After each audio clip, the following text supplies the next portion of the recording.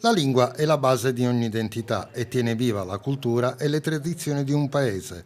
All'Auditorium della Regione a Udine si è tenuta la terza conferenza regionale di verifica e di proposta per la lingua friulana. Un giro di consultazione su diverse lingue minoritarie del Friuli Venezia Giulia che rende questa regione diversa rispetto alle altre, dove convivono tre parlate minoritarie, il tedesco, lo sloveno e il friulano.